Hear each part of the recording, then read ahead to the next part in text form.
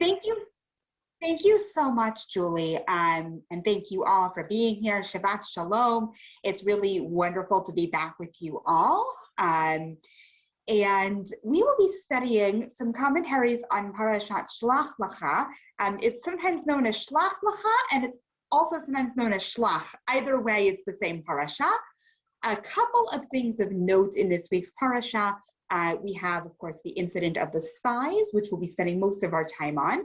Then we have some laws about sacrifices and about taking challah, which is always a fun thing to talk about. We won't be talking so much about taking challah today, but it's a really cool mitzvah, and anybody who does it, I'd love to hear about that sometime. And then, of course, we end with a very famous paragraph that's in the Shema about tzitzit, and putting tzitzit on the corners of our four-cornered garment. And the way we're going to do this is I'm going to summarize. I provided in your source sheet a bunch of chapter 13. And rather than reading that directly, I'm going to offer a summary, and we're going to be spending the bulk of our time on the two other sources on your source sheet. So, Julie, if you could please share the screen. Yes. Perfect. I'm just going to give a quick summary. So our parasha, Shlach, Shlach means to send, and it opens up with the commandment to send out 12 spies or 12 scouts, depending on how you view the particular story is going to ultimately depend on whether or not you consider them scouts or spies, but whichever way you frame it, sorry about that, whichever way you frame it, these 12 men are sent out, one from each tribe, and 10 of them come back with a very negative report. They are specifically commanded in the 13th chapter of Numbers to scout the land from north to south. So we're talking about the land of Canaan, which would become the land of Israel. And they were told, scout the land from north to south, get a sense of, whoops, hopefully, I hope I didn't just mute myself. I was getting a weird notification. Can you all still hear me? Yes, we can. Perfect. Okay, hopefully that notification will not happen. So they were meant to scout out the land from north to south and get a sense of it in all of its various manifestations and ways, and what was the fruit like and the people, and they come back with a report. And they spend 40 days scouting out the land of Canaan, and 10 of the 12 come back with a very negative report. The people are giants. They're like Nephilim. We were like grasshoppers in their eyes, and so too we must have appeared as grasshoppers in their eyes. The fruit's nice. They come back with a lot of grapes, which we'll get to in a minute. And the land is flowing with apples and with milk and honey, which is, of course, where that imagery comes from.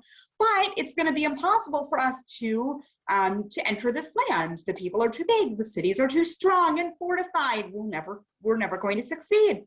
And then Kalev, who was from the tribe of Yehudah, which I think is also significant, he says he has what's known as a ruach acheret, a different spirit. And he says, no, in fact, he has a much more, excuse me, I'm getting weird notifications. So I'm going to try to figure out what's going on there. Okay, Hopefully that will not continue. I apologize for that interruption. So Kalev comes back and he has a much more optimistic report. And Yehoshua ben Nun also has a much more optimistic report and says, no, this is actually possible. We can do this. But the other 10 are very much in the camp of this is impossible. We cannot do this. And there are a lot of different readings on this, a lot of different perspectives that are brought. I'm bringing two perspectives, both of which are relatively contemporary, although one is from the 1940s and one is from a decade ago. I'm talking about this particular challenge and question, and the idea of the spies, the scouts, really brings up a lot of spiritual questions in every generation. And I think that different commentaries over the generations have approached this very famous incident in very particular ways, simply because of the ways in which we are situated. How we approach Torah in our generation is necessarily different from the generations before, and will necessarily be different than the generations that come after us, simply by virtue of the fact that we are who we are and we are living at the time that we are living. And so with that as a bit of a background, I want to introduce the first commentary, which it felt really exciting for me to bring.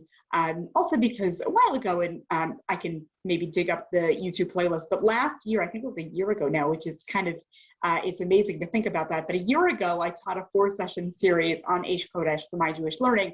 And the first commentary we are going to be talking about or reading is the commentary of the Ash Kodesh. The Ash Kodesh, and that's source 2 on your source sheet. Ash Kodesh also means holy fire. This translation, I neglected to say, I apologize. This translation was done by Hershey Wirch. I do not have the Hebrew, I apologize. For folks who would like the Hebrew, I really encourage folks, if you have the ability to understand the original, please do so. If you have a copy of the Sefer on your own time. But for now, we're going to be working with this particular translation. And Ash Kodesh is one of the Piazetzner's several Sfarim. I think he wrote 7 Sfarim. Ash Kodesh is the last one that he wrote. And Ash Kodesh is a series of drashot that he gave while interned in the Warsaw Ghetto between the years of 1939 and 1942. The last drasha is for Parashat Chazon, which is the Shabbat before Tisha B'Av. And he did significant editing of these drashot after they were written, and actually, along with a huge archive in the Warsaw Ghetto, actually hid these manuscripts in canisters and buried them with a letter saying, please send these to my brother in Tel Aviv if, God forbid, I don't survive the war. And if I don't survive the war, I really want to make sure that Jews the world over learn my Sfarim. It was very important to him that his books be widely learned. And he wrote a lot of very influential Sfarim, including Derech HaMelech, which was a book of drashot that he wrote pre-World War II. Also a series of books about spiritual growth and character development. One of them is called Chovavot HaTalmidim, the obligation of the student or the student's obligation, which is really a guidebook for young students as they are becoming holistic Jews. He wasn't only interested in the seichel, in the intellect, he actually really wanted people to be well-rounded and fully versed in who they were as spiritual beings, as religious people, in addition to being very literate in Torah and Jewish topics. So that was certainly a very particular point for him. And he was very committed to sustaining religious life in the ghetto. Did so at great risk, and did so with incredible dedication in very trying circumstances. And most of the drashot in Ash Kodesh were delivered on Shabbos afternoon. Some of them were delivered on Friday evening. A lot of them, of course, he edited, as I said, after the fact. These were all written by him. A lot of Hasidic Sfarim were recollections of students of the Rebbe. So often a Rebbe would deliver a Dvar Torah or a sermon at what's called Sudah Shlishit, which is the third meal of Shabbat. It's a very auspicious time. It's a time of deep closeness to Hashem. It's that liminal time when Shabbat is leaving, but the new week hasn't yet begun. But the Piazetzner, Rabbi Kalanimus Kalman Shapiro, was different in that he wrote these and edited these himself. So I think that that's important to name. Julie, if you could actually rescind my host privileges, that would be great, because I am getting a lot of notifications and I'm not quite sure why. And I don't know if that's bleeding onto the recording, but I'm sorry about that. I thought I had turned them all off. No, I will do that. I think it's when people join that you're getting. Yeah, it's when people join. Exactly. That's it. Everything else is off. I don't know what the deal is. Okay, thank you so much. I'm so sorry. Great. So we're going to go ahead and get started with this commentary by the Ash Kodesh. I am going to read the commentary and offer some explanation, and then after that, I'm going to open it up to comments, and then we're going to move on to another commentary from a very different approach. Okay, so this was delivered on June 22nd of 1940. We must go forth and occupy the land. That's the verse Caleb said. We can do it. This is Numbers 13:30. Let us attempt an understanding of this episode. If the spies spoke with reason, saying, the people living in the land are aggressive and the cities are large and well fortified, why did Caleb not enter into a debate with them, trying to demolish their arguments and whoops, 1 second.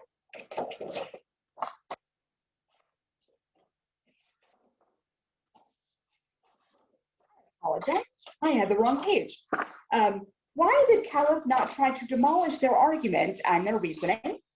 Why did he limit himself to the simple statement, we must go forth?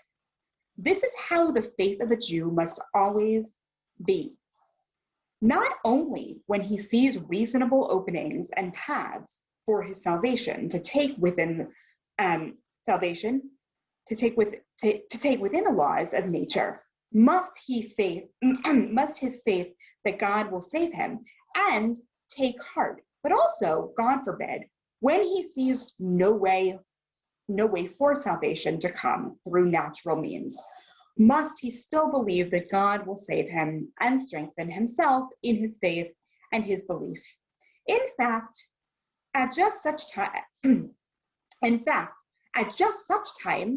it is better not to look for natural paths for salvation to take, if such a way is not apparent, and God forbid a person's faith should become damaged. A blemish in the person's faith and in his belief in God may actually prevent the salvation from happening, God forbid. So to put that a little bit of a different way, that's a little bit of a convoluted translation of the original, but I would say that we have to bear in mind when this is being written. Of course, this is the summer of 1940. The Piazetzna is in the Warsaw Ghetto with his Hasidim. And like so many other Hasidic Sfarim, the Piazetzna is taking this experience of shlach, of being sent out, of emunah, of having faith. Can we actually do this? Caleb, of course, says, yes, we can do it. Many others, of course, say no.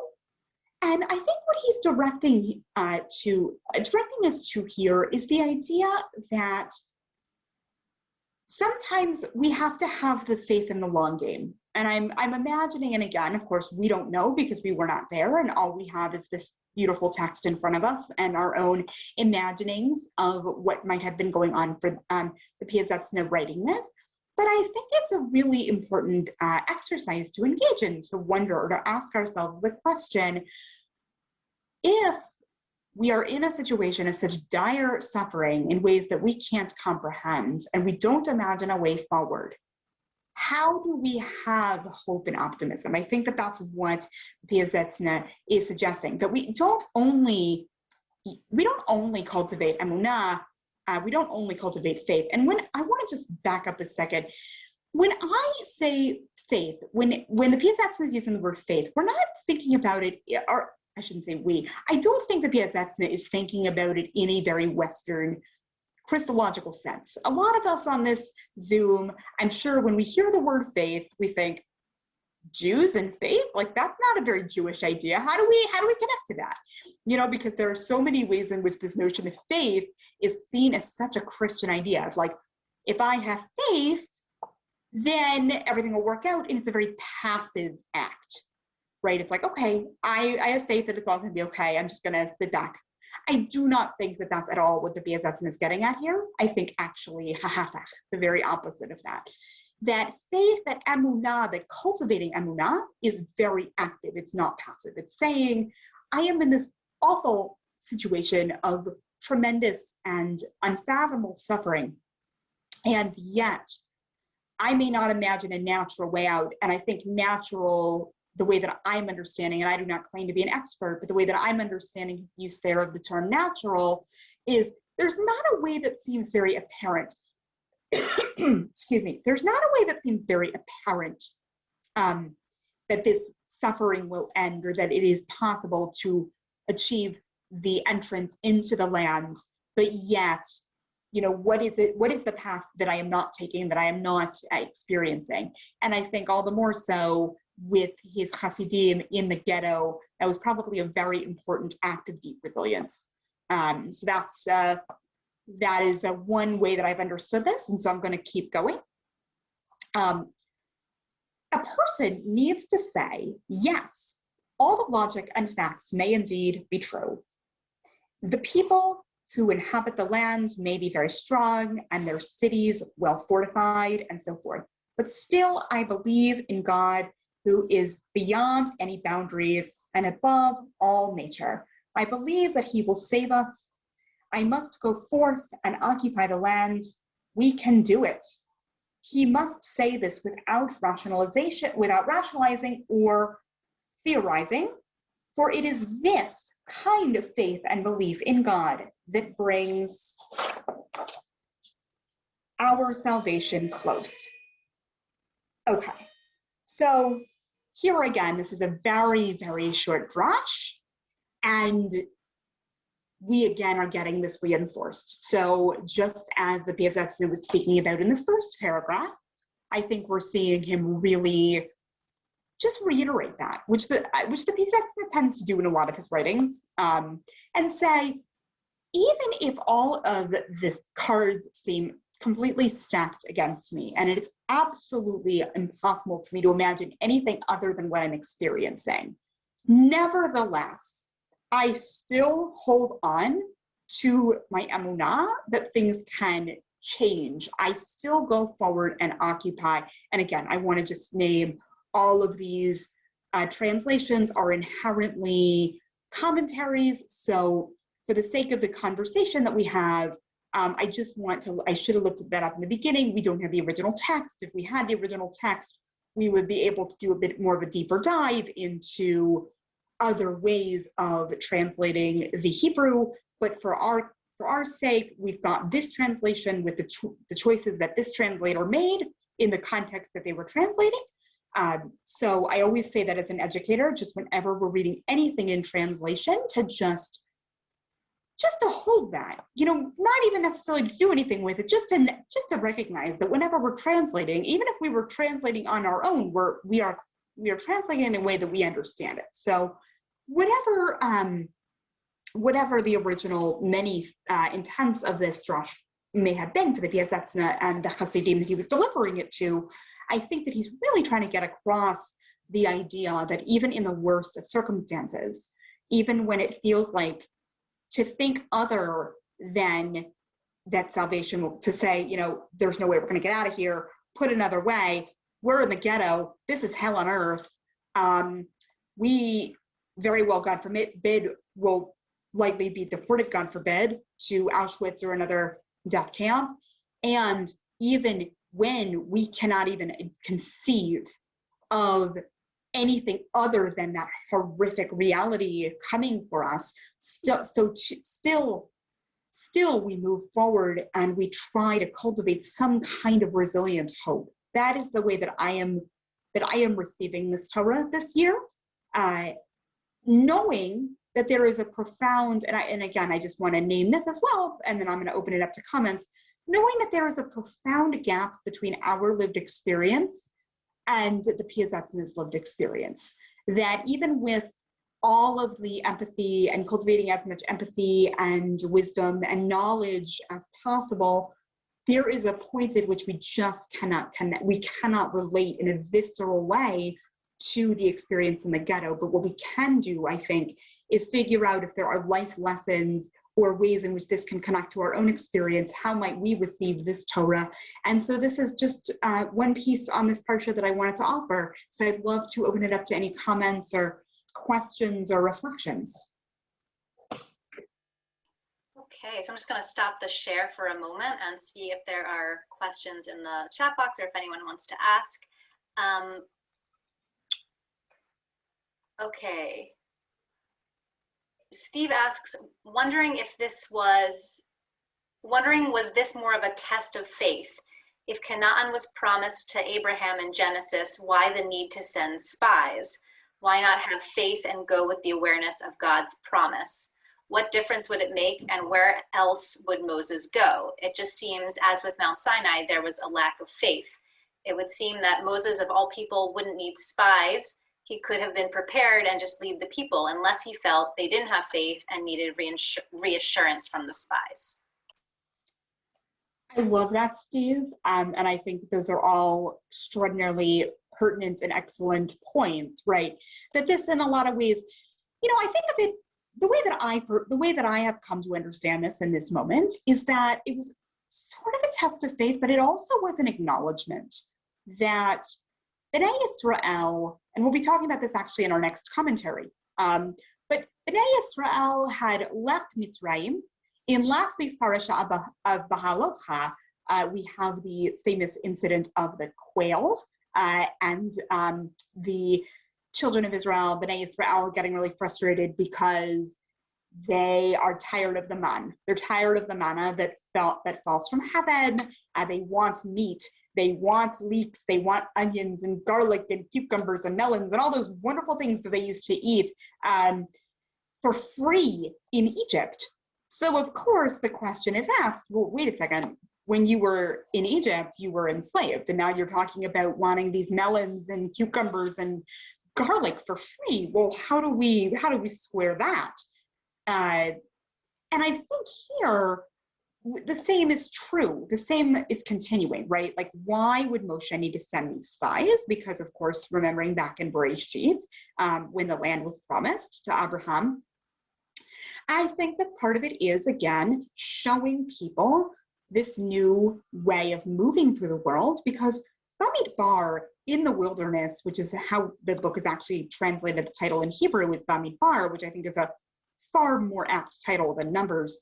But how it's translated as wilderness, excuse me, really demonstrates for us the fact that Bnei Israel is in this very linear moment, having left Egypt and now becoming a nation, a peoplehood with a destiny and having more agency.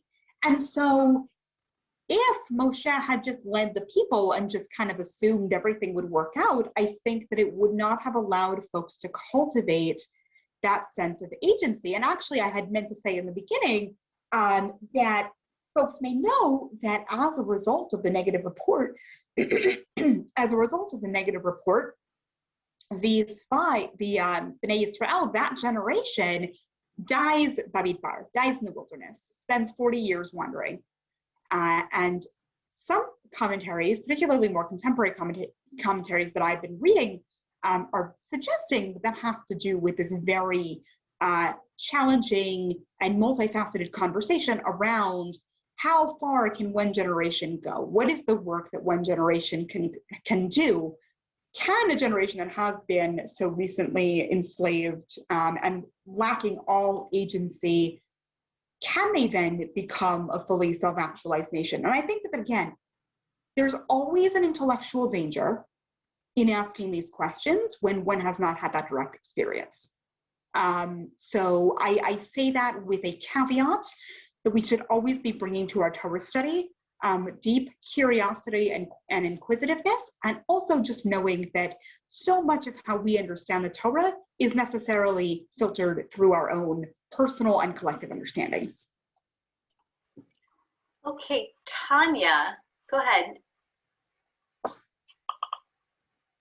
Okay, Rabbi Tuchman, I think we can look at this as a matter of perception. You know, they were seeing with their natural eyes and not their spiritual eyes.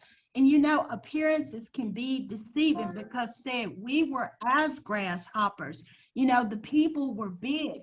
But later on in the book of Joshua, Rahab the spy said, we heard about what your God had did to the Egyptians, and we were afraid. So I think a lot of this has a lot to do with how they saw themselves in their own perception. And it's just like appearances can be deceiving, just like back in the Garden of Eden, where Eve saw the fruit and it looked good and it was pleasing to the eye. So our natural eyes can deceive us. Thank you, Tanya. Absolutely. That definitely, I think that perception is extremely important here.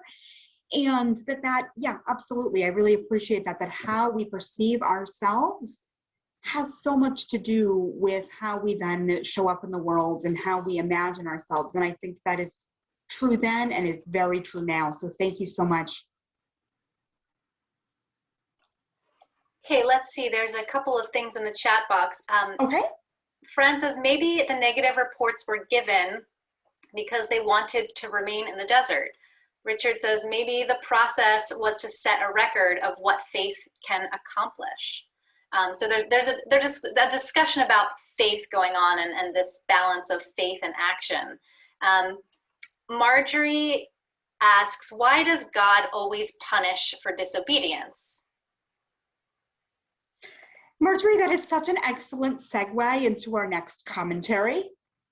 So what I'm going to do by way of answering that is actually move us on to our next commentary, and then we're going to circle back to that because that is a very, very key question. Why does God punish as a result of disobedience? So if you don't mind holding the question a little bit, we're going to move into this next source that I hope is going to then elucidate it a little bit. So if it's okay, we're going to move forward. So Julie, if you don't mind putting on the screen share. Will do. Wonderful, thank you.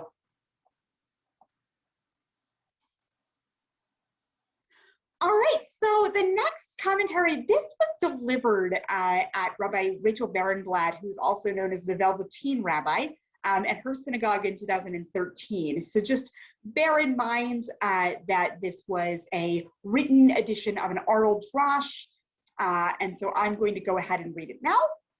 12 scouts were sent by Moshe into the land of Canaan to find out what sort of land it might be. And it says here, Moshe, Caleb, and plus 10 others. Now, Moshe, it should be Yehoshua. I'm sure that was just a typo. I discovered that yesterday. So where it says Moshe, Caleb, plus 10 other men, we're going to assume she meant they're Yehoshua. This group of 10 is called an Edah from the root which means to witness. They are a witnessing community, a microcosm of the entire Israelite community, dispatched to bear witness to whatever they might find. When they enter the land, they find amazing fertility and growth. They also find several native tribes, none of whom are known to be friendly. The scouts spend 40 days exploring the land.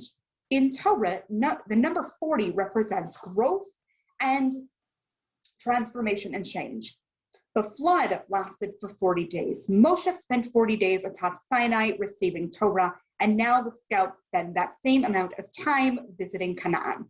So I'm just going to pause there and underscore that in Torah, 40 is a number that means a long time or an infinite amount of time. So whether it was actually 40 days and 40 nights or whatever it was, we don't know, but the point here is that 40 is a very significant number spiritually. In the end, most of the scouts quail at the prospect of fighting the people who live in a land where even the fruits are as large as a grown man. They say, we looked like grasshoppers compared with the natives, and we must have seemed as puny as puny grasshoppers to them too. And God is sorely disappointed. God brought the children of Israel all this way, and now they're too scared to enter. So God says, fine, none of you who are now alive will enter the land, except for Caleb and Yehoshua, who did not doubt me. The rest of you will wander in the wilderness for 40 years, 1 year for each day the scouts spent in the land. I used to see this as a punitive response. Now that I'm a parent, I read it differently. This generation of Israelites was born into slavery. They were shaped by collective trauma. They can't trust in God's promises, even though they experienced the parting of the sea and the revelation at Sinai. Spiritually, they are wounded children. They can't feel safe taking risks, and it wasn't reasonable it wasn't reasonable of God to expect them to be other than they are. They aren't ready to fend for themselves. They still need manna. They still need care. God is the nursing mother who tries to wean her children too soon. She wanted her children to experience the wonderful and diverse flavors of the wide world, but the children weren't ready. They still needed the comfort of a long cuddle and some warm milk. So she resigns herself to nursing for longer than she had planned and resolves to try to introduce them to new things when they're a little bit older, when they're ready to enjoy the adventure instead of being frightened. And so I'm going to pause us there because the remainder of this particular commentary is focusing on the tzitzit, which we're not going to be getting into so much today, but I encourage folks to look over that on their own time. And again, the ending of our parasha is the discussion of tzitzit, which we say twice in the Shema, and of course, tzitzit are on our talitot, and some folks have the custom of wearing tzitzit all day in the form of a garment called the talit katan. But for our purposes, I'm going to pause us there, and I'm going to suggest that perhaps what Rabbi Barenblatt is referring to, and Rabbi Barenblatt is very well known in the Jewish renewal movement. She is a contemporary rabbi. She is a prolific writer, and she has written a Haggadah. She's written many Torah poems. I encourage folks to check her out online. I imagine some folks may be familiar with her. But in answer to Marjorie's question earlier, which is the question of why does God respond so punitively? I think, again, we're being encountered with this question of who were Bnei Yisrael in this generation?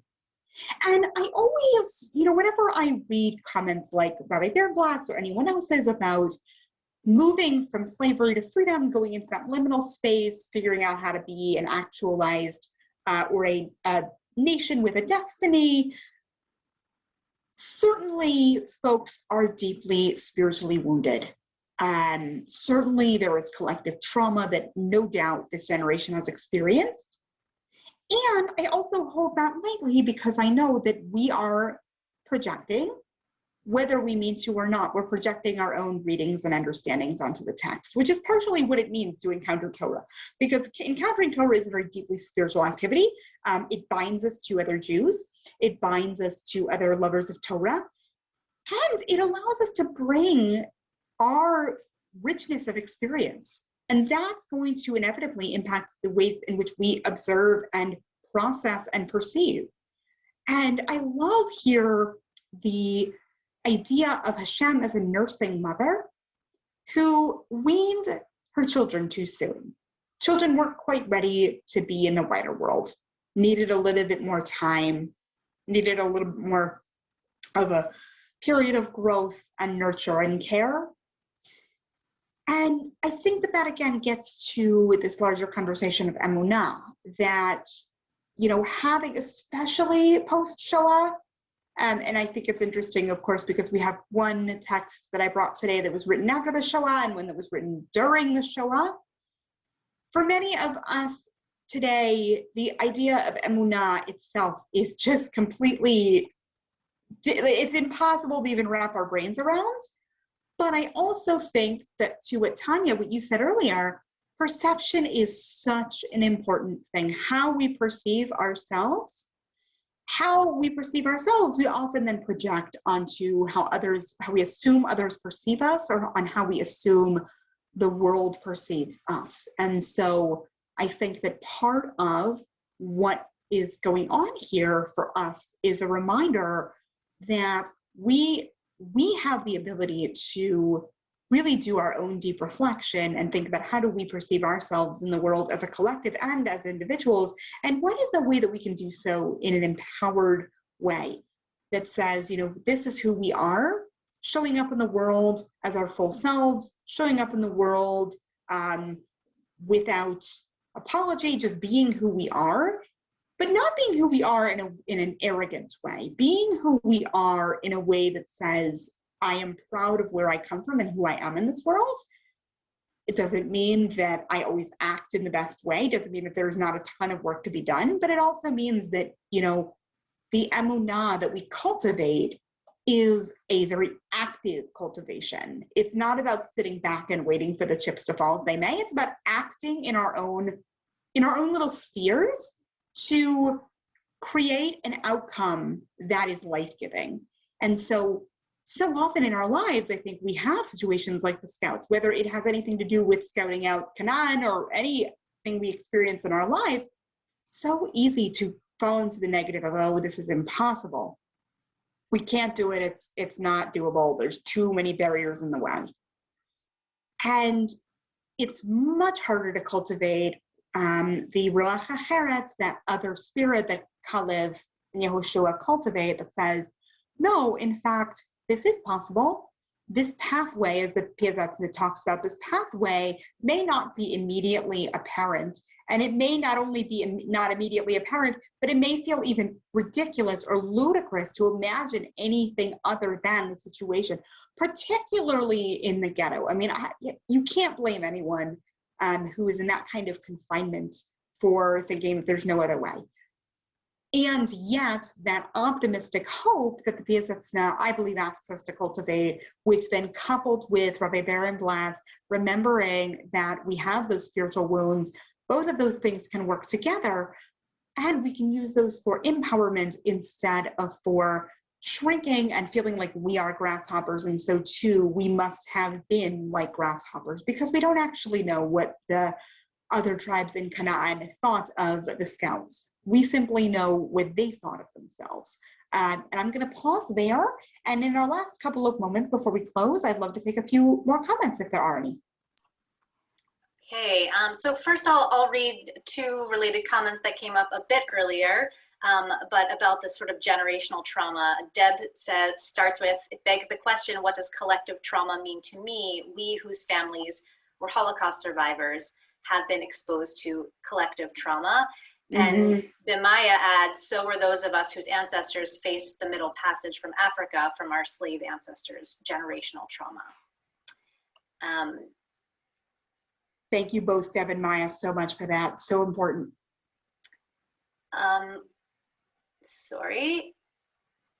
Bimaya also asks, or says, Hashem provided food for the people through the entire time in the wilderness. The people never weaned. They wanted to remain slaves/children. How is that Hashem's fault? Nearly every complaint of the people about what they did or did not want to eat. They want their parent figure to come home and they're scared.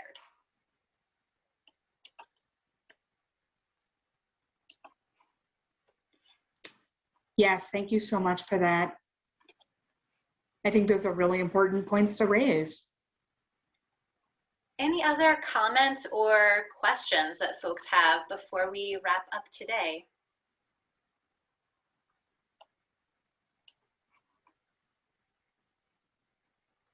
There is the relationship of the commandment to add the tzitzit and the spies. Yes, there is. And I can say a very quick comment on that, which, commentaries ask, why are these two things juxtaposed in this parasha? Because again, when we are commenting on Torah, it's never simply because Numbers 15 follows 14 follows 13. It's what's the greater significance of that juxtaposition. And one thing that I find so beautiful is that in that paragraph about the tzitzit, there of course is the mention of techelet, because the tzitzit are meant to include a thread of blue. And it's a very particular blue. It's not just your ordinary blue, but it's meant to represent royalty, right? So all of Bnei Yisrael, and there are commentaries in the Gemara that would include women in this as well, and there are also ways in which women are not commanded. That's a conversation for another day, but for our purposes, all Bnei Yisrael having these fringes, meaning that we are part of a sacred people. It's not about being higher or better or above. It's about remembering that our inner essence is holy. And when we wear the tzitzit, we are physically reminded of that spiritual truth. That the tzitzit remind us of the commandments, and that is exactly why we wear them, because as the paragraph at the end of our parsha says, to not wander after our heart and after our eyes, but actually to remember these mitzvot and to do them. But also, I believe, to remember that every single one of us in the Zoom and every single one of us in the world has a very treasured spiritual essence, a neshama, a unique neshama, and that these tzitzit that we wear remind us of that. And so the connection between the spies and the tzitzit, I think, is to remember that even when we do not think, or we think we are grasshoppers, we perceive ourselves to be grasshoppers and insignificant, we also have a garment that we wear, that many of us may wear in different ways, whether it's a talit gadol or a talit katan, but we have a garment and an ability to physically remember and embody the opposite, that not only are we not grasshoppers, we should not be grasshoppers in our own eyes, and we should not be grasshoppers in the eyes of others. And those tzitzit tangibly help us remember that, even when our own minds wander into conditioned narratives of we are nothing, we are grasshoppers. And it is not meant as an arrogant posture. It's meant as an empowering posture to say, we are here in this world to serve a very particular mission, and it's not always easy to do that, but it is a sacred mission. That is how I understand that connection.